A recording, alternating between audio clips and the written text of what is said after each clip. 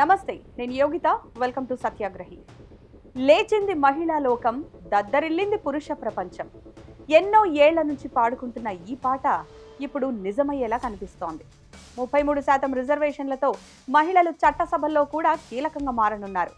పురుషాధిక్యం దద్దరిల్లేలా, మహిళల అపార శక్తి ప్రపంచానికి చాటేలా తల్లిగా, చెల్లిగా, భార్యగా ఆమె చేసే త్యాగాలే కాదు, పురుషాధిక్య ప్రపంచంలో అన్ని సమస్యలను ధీటుగా ఎదుర్కొనే ధీశాలిగా తాను సరికొత్త పాత్రలోకి దూసుకెళ్లబోతోంది మహిళ.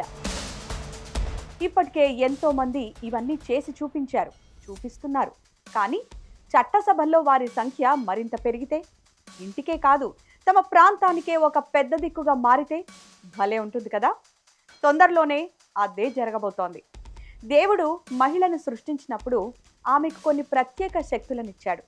మహిళకు ఎంతో ఓర్పుని, తన బాధను దిగమింగుకొని ఇతరులకు ఆనందాన్ని పంచే గుణాన్నిచ్చాడు.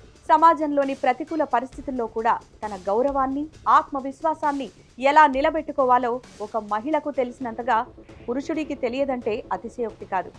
అలాంటి మహిళలు చట్టసభల్లో శివంగుల్లా విజృంభిస్తూ తమ పదవులకే వన్నె తెస్తున్నారు. అయితే ఇప్పుడు మహిళలకు దొరుకుతున్న అవకాశాలు అరకొర మాత్రమే. తప్పదు అనుకున్న స్థానాల్లో మాత్రమే రంగంలోకి దిగుతున్నారు. అదే 33% రిజర్వేషన్లు అమలైతే చట్టసభల్లో వారి మెజారిటీ భారీగా పెరిగే అవకాశం ఉంది. ఇందులో భాగంగానే అసెంబ్లీ, పార్లమెంటు స్థానాలపై తీవ్ర చర్చ మొదలైంది. తెలంగాణలో ప్రస్తుతం 119 స్థానాలుండగా 2027 నాటికి అవి 179 అసెంబ్లీ స్థానాలకు పెరిగే ఛాన్స్ ఉన్నట్టు తెలుస్తోంది. 2027లో దాదాపు 60 నియోజకవర్గాలు పెరగడమే కాకుండా మహిళలకు 33% రిజర్వేషన్లు కూడా అమలవుతాయని వార్తలు వినిపిస్తున్నాయి. అంటే 59 స్థానాలు మహిళలకు రిజర్వ్ అవుతాయి. దీంతో ఆయా పార్టీల ఎమ్మెల్యేలు తమ భార్యామణులను బరిలోకి దించేందుకు సిద్ధమవుతున్నారు. ఇందులో ఫస్ట్ వినిపిస్తున్న పేరు డిప్యూటీ సీఎం మల్లు భట్టి విక్రమార్కదే. ఆయన సతీమణి మల్లు నందినిని ఎక్కడి నుంచి బరిలోకి దించాలి? కొత్తగా వచ్చే నియోజకవర్గాల్లో ఏదైతే బెస్ట్ అనే ప్లాన్లో ఉన్నారంట మల్లు భట్టి విక్రమార్క. గతంలో ఖమ్మం లోక్సభ స్థానం టికెట్ కోసం ఆమె తీవ్రంగా ప్రయత్నించారు. టికెట్ రాకపోవడంతో ఆమె రాజకీయ రంగ ప్రవేశానికి బ్రేక్ పడింది. అయితే ఈసారి నియోజకవర్గాలు పెరగనుండడంతో ఆమె ఎన్నికల బరిలోకి దిగడం దాదాపుగా ఖాయమైనట్టే తెలుస్తోంది.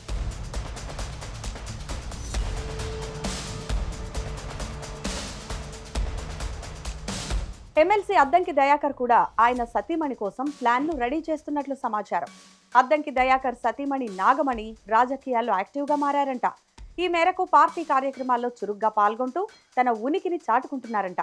అటు ఆలేరు ఎమ్మెల్యే బీర్లా ఐలయ్య సతీమణి అనిత కూడా బీర్లా ఫౌండేషన్ చైర్పర్సన్గా కొనసాగుతూ సేవా కార్యక్రమాల్లో బిజీగా పాల్గొంటున్నారు. కొత్తగా ఏర్పడబోయే నియోజకవర్గం నుంచి బీర్లా ఐలయ్య సతీమణి అనితను బరిలోకి దింపే అవకాశం ఉన్నట్లు తెలుస్తోంది. వీళ్లే కాదు, దేవాదాయ శాఖ మంత్రి కొండా సురేఖ కుమార్తె సుస్మిత కూడా రంగంలోకి దిగుతోంది. ఇప్పటికే ఈ విషయంపై ఫుల్ క్లారిటీ ఇచ్చేశారు కొండా దంపతులు.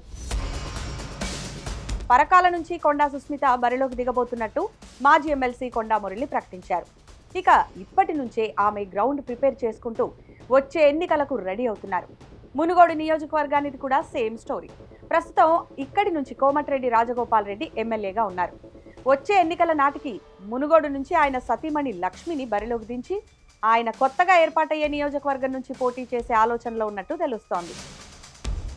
నిజానికి కోమటిరెడ్డి రాజగోపాల్ రెడ్డి సతీమణికి రాజకీయాలు కొత్త కాదు.